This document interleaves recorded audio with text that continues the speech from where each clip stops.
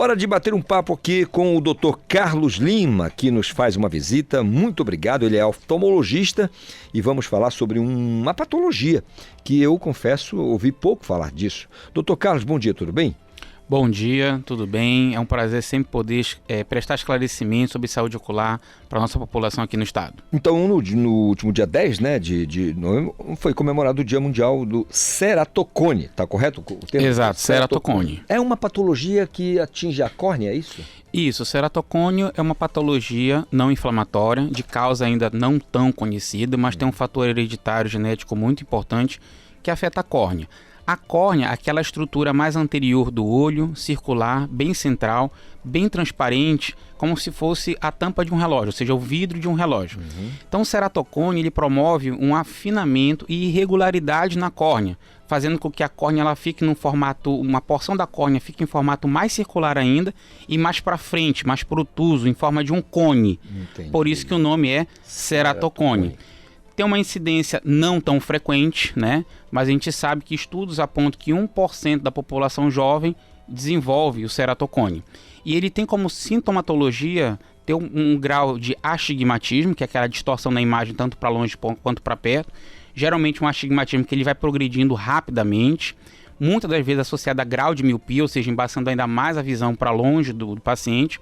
Geralmente inicia na pré-adolescência, adolescência, entre 13 até 18 anos, geralmente inicia, e tende a progredir até os 40 anos de idade.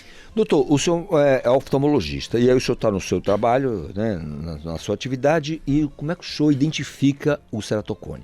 Bem, o ceratocone inicial, ele é difícil realmente diagnosticar, porque ele simula qualquer um grau normal.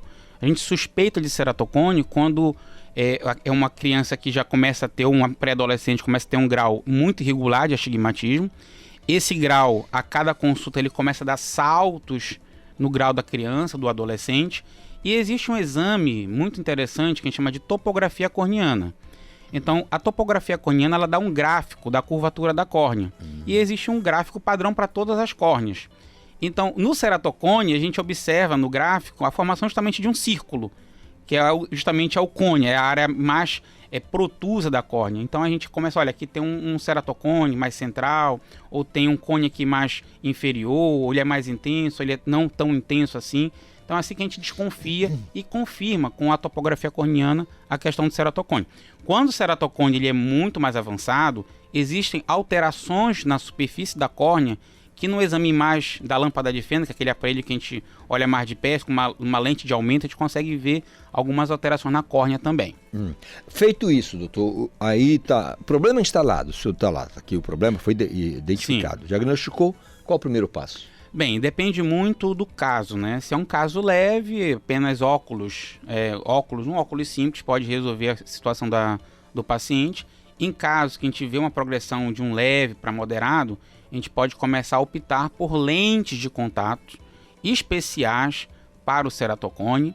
Em casos moderados também a gente pode lançar mão a implantação de anel intraestromal, que é tipo um meio arco, um arcozinho que a gente coloca no interior da córnea, próximo do cone. Quando a gente coloca esse arco na córnea, ela estica a córnea e com isso o cone ele aplana. Ao invés de ficar para frente, ele entra. Faz uma certa correção. Uma certa correção. E isso acaba ajudando bastante o paciente a enxergar melhor. Outro tratamento, e assim, talvez o mais invasivo, em casos mais extremos, que já é um caso muito avançado, é o transplante de córnea, né? Então a gente sabe que algo em torno de 10% dos pacientes que têm ceratocone em algum momento podem necessitar de fazer um transplante de córnea. E, para finalizar ainda o tratamento, a gente fala muito hoje no crosslink corneano. O crosslink, ele é um tratamento, ele não é uma cirurgia, a gente pinga uma substância chamada riboflavina no olho do paciente na aplicação de uma luz ultravioleta. São feitas algumas sessões e esse crosslink corneano ele tem a capacidade de fortalecer a ligação de colágeno da córnea e com isso fortalecer a córnea. E isso não vai regredir o ceratocone, mas esse fortalecimento nessas ligações faz com que esse ceratocone evolua mais lentamente ou não evolua. Fora essas duas situações últimas que o senhor colocou aí pra gente, a partir do transplante de córnea para cá, da sua fala, antes nós estamos falando de prótese, né? Tudo aquilo ali? Isso, o óculos, prótese, lente de contato, tudo é prótese. Sim, isso. Aí eu pergunto, no que essas próteses vão fazer, vão conseguir reduzir o problema? Não, na verdade, o que realmente vai... Na verdade, esse tratamento com óculos e lente de contato é para enxergar melhor. Mas não vai realmente corrigir o ceratocone. Entendi. O que a gente sabe que pode diminuir a progressão do ceratocone é justamente o crosslink corneano, como eu já falei. O que realmente vai tratar o ceratocone e aplanar bastante essa córnea, esse cone, é o anel intraestromal. E em casos mais avançados, realmente, o transplante de córnea. Você vai tirar aquela parte da córnea onde está o cone, né, onde está a irregularidade, e colocar uma córnea nova doadora. Isso seria o extremo. O extremo, o transplante de córnea seria um caso mais extremo, ou seja, casos graves, onde você já fez tudo antes e o paciente continua com uma visão muito ruim. Porém, a gente sabe que em caso de transplante de córnea, a fila de transplante é muito grande. Não é em toda parte do Brasil que é assim. A gente vê que em alguns lugares, como a região sul e sudeste, a gente vê a fila de transplante algo em torno de 2 a 4 meses. Mas, infelizmente, nossa região aqui no Pará, a fila de transplante é demorada, algo em torno de 2 anos e meio, 3 anos e às vezes até mais. Doutor, em última análise, nós estamos falando do ceratocone como uma doença degenerativa? A gente considera que é uma distrofia na córnea, né? Então são pessoas que elas têm já uma programação genética para isso, ou seja, pessoas que já têm caso de ceratocone na família têm que estar atento, principalmente a crianças que estão evoluindo o grau, pessoas que têm algumas doenças específicas que podem ter uma predisposição maior ao ceratocone, como síndrome de Down, osteogenia imperfeita, síndrome de Ehlers-Danlos, pessoas que têm doença atópica, asma, rinite, conjuntivite alérgica, tem uma predisposição maior também ao ceratocone, e em especial pessoas que têm o hábito de coçar bastante o olho.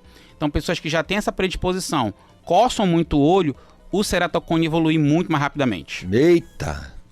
Todinho aqui, estou tremendo até agora. Já vi o Paulo Sérgio passando a mão nos olhos ali. Eita, que coisa. Doutor Carlos, olha, muito obrigado pela disponibilidade de vir aqui falar sobre esse assunto importante. Eu confesso ao senhor que ceratocone é um termo que eu não... Né, a gente está acostumado a astigmatismo, miopia e tudo mais, né? E aí o senhor traz aí pra gente, graças a Deus, é um a cada 2 mil pessoas, né, tem o problema, não é uma coisa alarmante. De toda sorte, bom demais tê-lo aqui e com toda a simplicidade, direteza da sua fala, muito bom, muito obrigado, viu? Muito obrigado a todos pelo convite, estamos sempre à disposição a prestar qualquer esclarecimento em relação à saúde ocular para o nosso pessoal, para o nosso público aqui. Muito obrigado, esse papo aqui interessantíssimo com o Dr. Carlos Lima, oftalmologista, falando sobre ceratocone, tá aí mais um motivo para você estudar, tá bom? O assunto aí, não custa nada, dá uma pesquisada.